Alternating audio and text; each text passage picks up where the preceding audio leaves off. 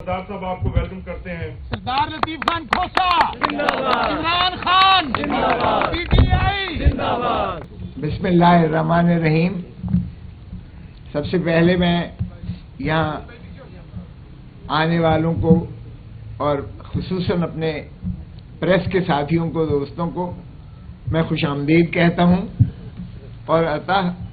دل کی اتہ گہرائیوں سے آپ کا مشکور ہوں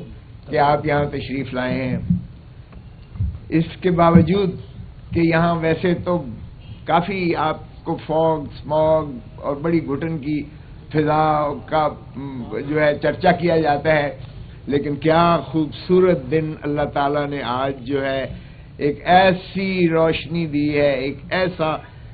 سورج دیا ہے، ایک ایسا آج موسم دیا ہے کہ میں سمجھتا ہوں دنیا کے بہترین موسم میں آج اس کو شمار کیا جا سکتا ہے.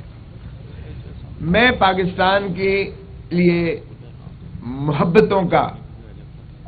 امن کا، خوشیوں کا اور میں سمجھتا ہوں بھائی چارہ اور نفرتوں کو دفن کر کے ایک سفر کا آغاز کے لیے میں دعوت دیتا ہوں. اور میں سمجھتا ہوں پاکستان انہی خوشیوں کا متحمل ہے، انہی چیزوں کا متقاضی ہے. 25 کروڑ عوام ہمارے، کیا خوبصورت اللہ تعالیٰ نے ہمیں پاکستان کی شکل میں ایک خطہ دیا ہے. لیکن کیا صرف پاکستان کے طول و عرض کی زمین ہی پاکستان ہے؟ نہیں، اس کی روح ہے پاکستان کے عوام، اور پاکستان کے عوام ہی کو مقتدر کرنا آئین کی منتہا ہے. آئین کے آپ پریمبل سے شروعات کر لیجئے گا اور ریاست کی تعریف میں دیکھیں تو اوپر سے لے کے نیچے تک اقتدار جو ہے اللہ تعالیٰ کے اقتدار اعلیٰ کے تابع وہ پاکستان کے عوام ہی ریاست ہیں اس ملک کی. اور آرٹیکل 5 میں بڑا واضح مندرج ہے کہ وفاداری ریاست کے ساتھ، یعنی وفاداری عوام کے ساتھ، کیونکہ ریاست کی تعریف میں آرٹیکل 7 میں عوام کے علاوہ کوئی نہیں ہے، نہ عدلیہ ہے، نہ کوئی مقتدر حلقے ہیں، نہ حکومت ہے. ڈسٹرکٹ اسمبلی ڈسٹرکٹ گورنمنٹ، صوبائی اسمبلی صوبائی حکومت، پارلیمان اور وفاقی حکومت، یہ سبھی مترشح ہوتے ہیں عوام سے، عوام کے منتخب نمائندوں سے. سو ریاست کی روح ہی عوام کی نمائندوں سے ہوتی ہے. اور آرٹیکل 5 میں وفاداری صرف ریاست کی ہے، یعنی عوام کی ہے، اور تابعداری آئین کی ہے، قانون کی پاسداری، جس میں کسی اور کا دخل عمل نہیں ہے. اور یہ لکھا گیا is the inviolable obligation of every citizen of Pakistan. Loyalty to the state and obedience to the constitution is the inviolable obligation of every citizen of Pakistan. وہ آرمی چیف ہو، وہ چیف جسٹس آف پاکستان ہو، وہ prime minister ہو، وہ صدر پاکستان ہو، یا کوئی بھی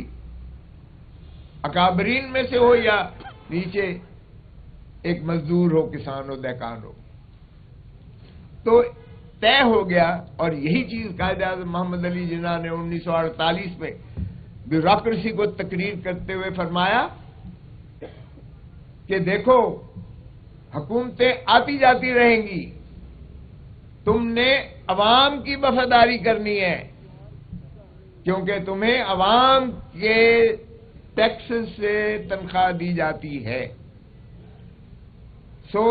یہ جو بنیاد پاکستان کی تھی اللہ تعالیٰ کی حاکمیت اعلیٰ کے بعد پاکستان کی عوام کو مقتدر کیا گیا ہے. اور عوام انہی خوشیوں کے متقاضی ہیں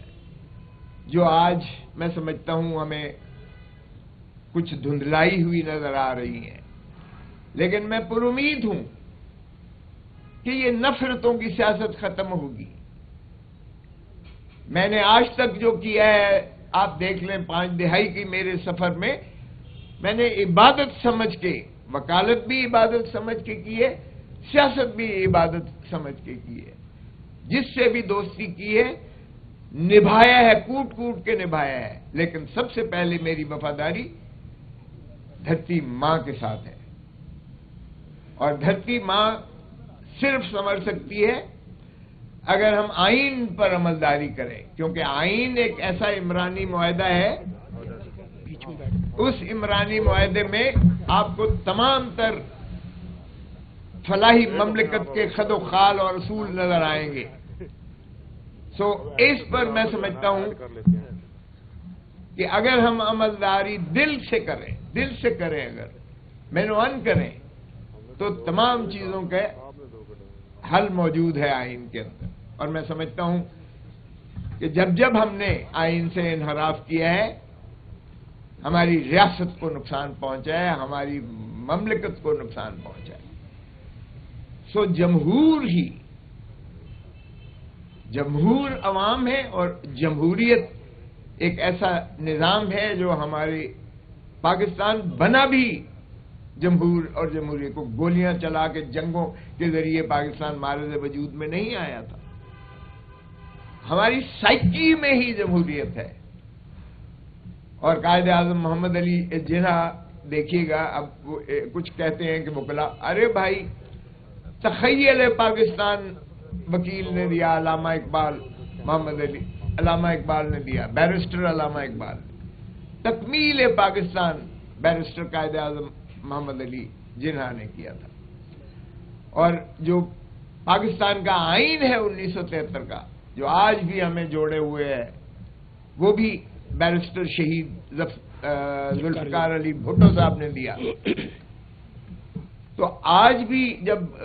اس پر یلغار ہوئی اور چیف جسٹس کو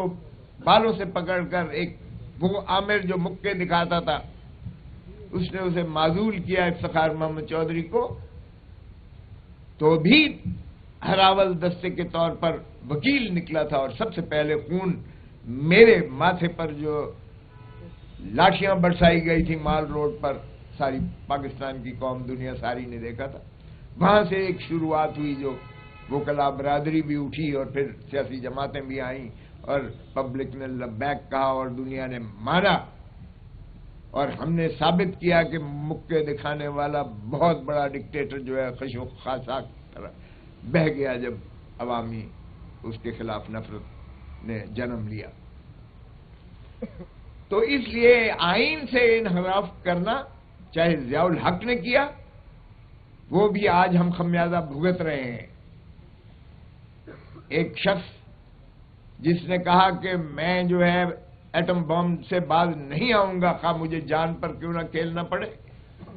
اور ہینری کسنگر نے دھمکی دی اسے کہ بھٹو تم باز آ جاؤ، اگر تم نے ایٹم بم بنانا بند نہ کیا تو تمہیں عبرت کا نشان بنائیں گے، اور اس نے وہ سائفر جو ہے راجہ بازار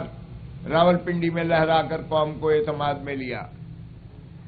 لیکن ہم نے بدقسمتی سے کوئی ہینری کسنگر یا امریکہ کو تو کچھ نہ کہا، لیکن ضیاء الحق نے مولوی مشتاق کے ساتھ مل کر اس عظیم قائد کو، شہید ذوالفقار علی بھٹو کو پھانسی دے کر لحد میں اتار دیا۔